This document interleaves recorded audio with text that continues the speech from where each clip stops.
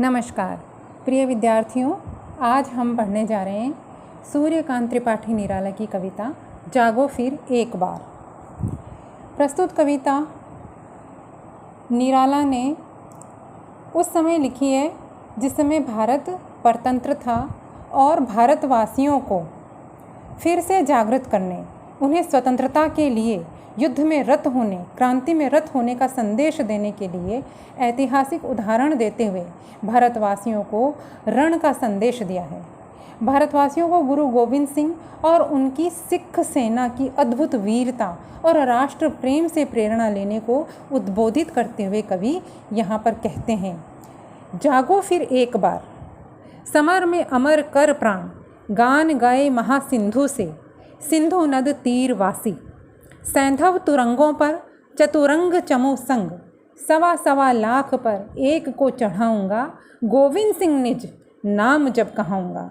किसी ने सुनाया यह वीर जनमोहन अति, दुर्जय संग्राम राग, फाग था खेला रण, 12 महीने में शेरों की मांद में आया है आज स्यार, जागो फिर एक बार।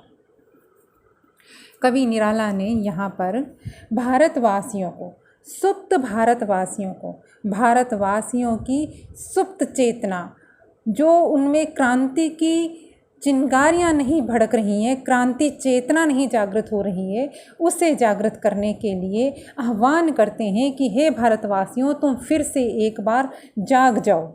हे सिंधु नदी के तट के निवासी भारतवासी, तुम स्वयं को पहचान कर एक बार पुनः जागृत हो जाओ।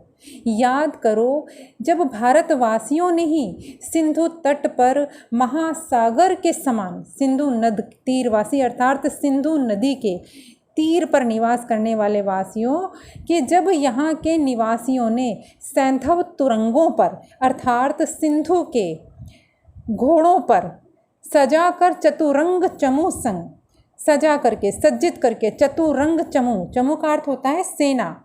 चतुरंग यानी 4 रंग की सेना, 4 प्रकार की होती है। चतुरंगिणी सेना अश्वारोही, गजारोही, रथारोही और पदाती, पैदल चलने वाली। इन चारों तरह की सेनाओं को साथ लेकर सिंधु देश के फुर्तीले घोड़ों पर सवार होकर शत्रु से युद्ध किया था। उन गोविंद सिंह को याद करो जिन्होंने ये प्रतिज्ञा की थी कि सवा लाख शत्रुओं पर अपने एक एक सैनिक को सिंह के समान चढ़ाकर ही अपने नाम को सार्थक करूँगा। गुरु गोविंद सिंह अपने प्रत्येक सिपाही को खालसा कहते थे और उसे 1.25 लाख के समान, 1.25 लाख पर भारी पड़ने के समान मानते थे। तो स्वयं को गोविंद सिंह कहलाने का अधिकारी ही वे तब मानते थे जब वे एक एक अपने सिंह को 1.25 लाख पर न्यौछावर करते थे।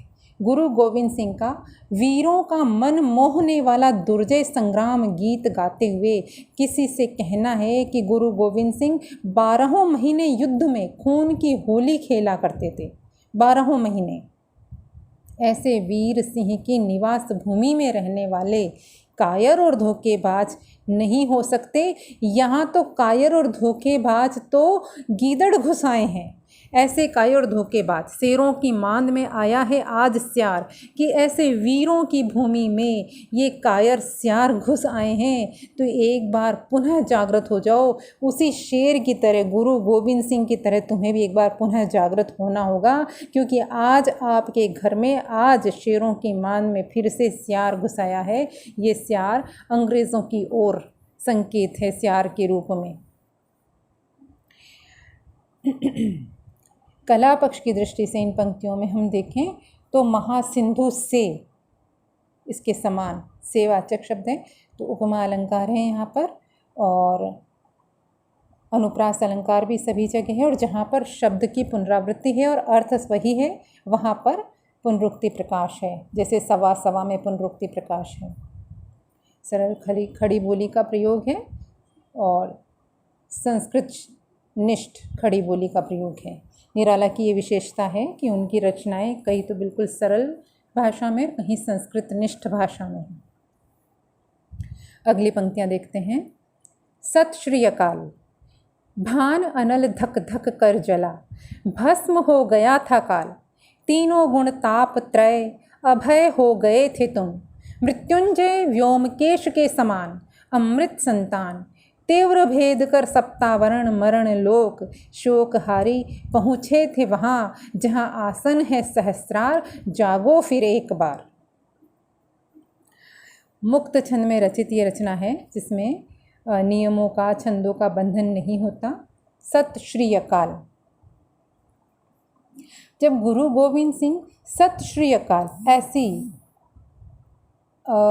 उक्ति बोलकर या ऐसा सूत्र बोलकर जब युद्ध भूमि में उतरते थे या युद्ध भूमि में कूद पड़ते थे तो उनके भान अनल, भान यानी उनके मस्तक पर, अनल आग धक धक कर जला, उनके मस्तक पर प्रतिबिंबित होती थी आग, अर्थात उनका जो युद्ध का जो जोश था, युद्ध का जो प्रताप था, उनके अंदर की जो भावना थी वो मस्तक पर प्रतिबिंबित होती थी, जिसके कारण उनका मस्तक अग्नि के रंग के समान लाल दिखाई देता था। उनका मस्तक क्रोधावेश में या युद्धावेश के कारण लाल तप्त वर्ण हो जाता था। ऐसा प्रतीत होता था कि मानो उनके मस्तक से आग ही निकल रही हो।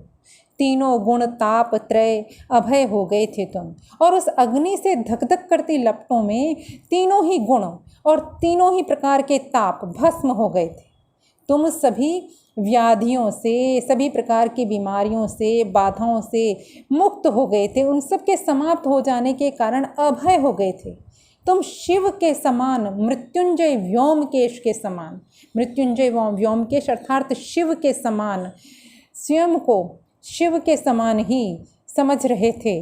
तुम स्वयं मृत्युंजय ही थे और भेद कर सप्तावरण, सप्तावरण यानी 7 आवरण या 7 चक्र, जो योग साधना के चक्र होते हैं, उनको भेद कर सारे ही शोकों से तुम रिक्त हो गए थे, रहित हो गए थे, मुक्त हो गए थे। शोकहारी पहुँचे थे वहाँ जहाँ है आसन सहस्रार। और 8वां जो चक्र होता है वो होता है सहस्रार चक्र।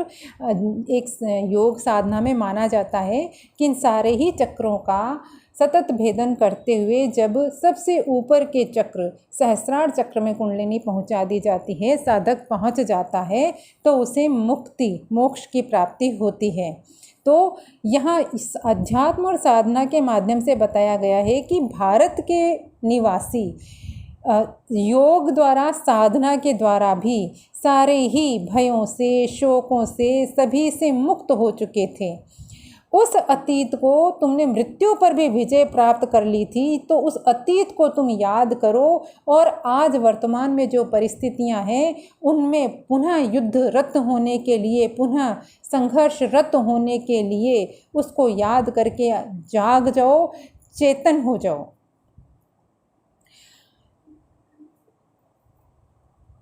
कला पक्ष की दृष्टि से यहाँ देखें तो उपमा अलंकार है, अभय हो गए थे तुम मृत्युंजय व्योमकेश के समान, व्योमकेश के समान से तुलना करने के कारण यहाँ पर उपमा अलंकार है। और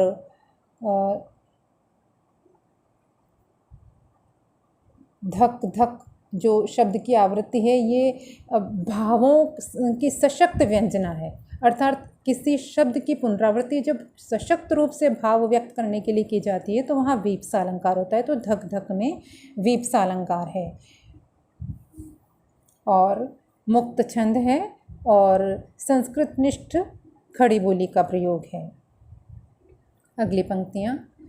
सिंही की गोद से छीनता है शिशु कौन, मौन भी क्या रहती वह रहते प्राण, रे अजान एक मेष माता ही रहती है निर्निमेष, दुर्बल वह छिनती संतान जब जन्म पर अपने अभिशप्त तप्त आंसू बहाती है, किंतु क्या योग्य जन जीता है, पश्चिम की उक्ति नहीं गीता है, गीता है, स्मरण करो बार बार, जागो फिर एक बार। इन पंक्तियों में फिर निराला ने भोग्या वसुंधरा की दुहाई देकर देशभक्ति का मंत्र फूंकते हुए फिर से कहा है कि ऐसा साहस और शक्ति किसी में नहीं है कि एक शेरनी के बच्चे को उसकी गोद से छीन ले, बलपूर्वक एक सिंहनी से उसका बच्चा कोई नहीं छीन सकता। मौन भी क्या रहती है, वह रहते प्राण। वह अपने शरीर में जब तक प्राण रहते हैं वह मौन नहीं रह सकती, वह प्रयास करती रहेगी, अपने बच्चे को छीनने नहीं देगी। रे अजान, हे अज्ञानी, यह तो समझ कि एक मेष माता ही, एक भेड़ ही निर्निमेष अपलक देखती रह जाती है जब उसकी संतान छिनती है, क्योंकि वह दुर्बल होती है और अपनी इस दुर्बलता के अभिशाप पर, जन्म पर, अपने इस भेड़ के जन्म पर अभिशप्त आंसू बहाती है। किंतु क्या, लेकिन इससे कुछ नहीं होता।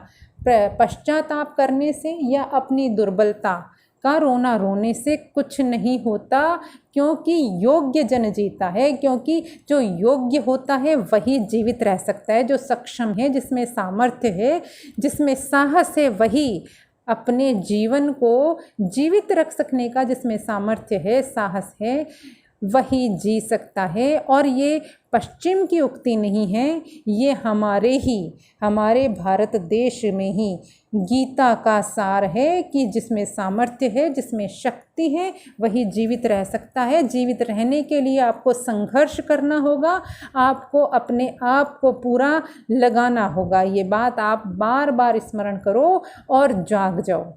आज हमारे भारत में भी पराधीनता का अभिशाप है, और यदि हमें जीवित रहना है, यदि हमें अपने अस्तित्व को बनाए रखना है, तो हमें फिर से जागना होगा, चेतन होना होगा, प्रयासरत होना होगा। पशु नहीं वीर तुम, समर शूर क्रूर नहीं, काल चक्र में हो दबे आज तुम राजकुंवर, समर सरताज मुक्त हो सदा ही तुम, बाधा विहीन बंध छंद जो डूबे आनंद में सच्चिदानंद रूप, महामंत्र ऋषियों का अणुओं परमाणुओं में फूंका हुआ, तुम हो महान, तुम सदा हो महान, हे नश्वर यह दीन भाव, कायरता काम परता ब्रह्म हो तुम, पदरज भर भी है नहीं ये पूरा ये विश्व भार, जागो फिर एक बार। महाप्राण निराला अतीत के गौरव का गान करते हुए जन जागरण का यहाँ पर शंख फूंकते हुए प्रतीत हो रहे हैं कि तुम पशु नहीं हो, तुम वीर हो। हे भारतवासियों, तुम पशु नहीं, तुम कायर नहीं, अपितु युद्ध में वीरता और शौर्य प्रदर्शित करने वाले हो। तुम इस देश के युद्ध विद्या निपुण हो, राजकुमार हो, समरशूर क्रूर नहीं हो, काल चक्र में दबे हुए हो। अभी काल चक्र या काल का पहिया ऐसा आ गया है कि तुम विवश हो, तुम उसमें दब गए हो, परंतु तुम राजकुंवर रहे हो, समर सरताज, इन युद्ध क्षेत्रों के तो तुम सरताज रहे हो। ऐसा तुम्हारा अतीत है, ऐसा इस भारत देश का अतीत है। युद्ध शिरोमणि, तुम युद्ध के शिरोमणि रह चुके हो। यहाँ भारत का ऐसा अतीत है, ऐसा गौरवशाली अतीत है। यहाँ पर युद्धों के ऐसे ऐसे शिरोमणि राजा हुए हैं, ऐसे शिरोमणि या सरताज हुए हैं, परंतु वे आज काल चक्र में फंस जाने के कारण आज अपनी शक्तिहीन, अपने आप को शक्तिहीन महसूस कर रहे हैं। मुक्त हो सदा ही तुम, बाधा विहीन बंध छंद जो, तुम उसी प्रकार से मुक्त हो जिस प्रकार से कविता में छंदों के बंधन से कविता मात्राओं से बंधों से मुक्त हो जाती है, उसी प्रकार से तुम सच्चिदानंद स्वरूप हो, अर्थात ब्रह्म स्वरूप हो।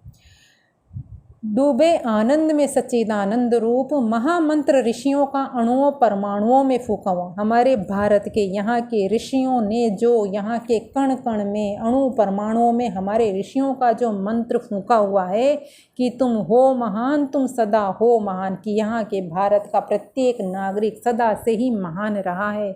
हे नश्वर ये दीन भाव जो आज वर्तमान परिस्थितियों में इस परतंत्रता में जो दीन भाव घर कर गया है भारतवासियों में, ये नश्वर है, ये स्थायी नहीं है। ये कायरता, ये काम परता कतई स्थायी नहीं है। तुम ब्रह्म हो और शुरू से ही तुम ब्रह्म रहे हो। पद की रज के बराबर भी नहीं है पूरे विश्व का यह भार। इस बात को जान लो हे भारतवासियों, तुम चेत जाओ, फिर से एक बार जाग जाओ। यहाँ पर निराला ने आह्वान किया है भारतवासियों से कि वे अपने गौरव को, अपने महत्व को पहचाने, अपने आत्म स्वरूप को पहचान कर एक बार पुनः जागृत हो जाएं। देशभक्ति का स्वर अपने पूर्ण वैभव पर विद्यमान है। पूर्ण आक्रोश के साथ देशभक्ति की चिंगारियां प्रस्फुटित करने की क्षमता है इन पंक्तियों में। बिल्कुल स्मरण दिलाती है जयशंकर प्रसाद की उन पंक्तियों की, हिमाद्रि तुंग श्रृंग से प्रबुद्ध शुद्ध भारती स्वयं प्रभा समुज्ज्वला स्वतंत्रता पुकारती। उन्हीं पंक्तियों का यहाँ पर स्मरण हो आता है। वही ओज है और वही भाव है। उदाहरण अलंकार का प्रयोग किया गया है। पदरज भर भी नहीं है, यह विश्व भर अतिशयोक्ति अलंकार है और भाषा संस्कृतनिष्ठ खड़ी बोली है। जागो फिर एक बार कविता विद्यार्थियों, हमने आज निराला की ये कविता पढ़ी।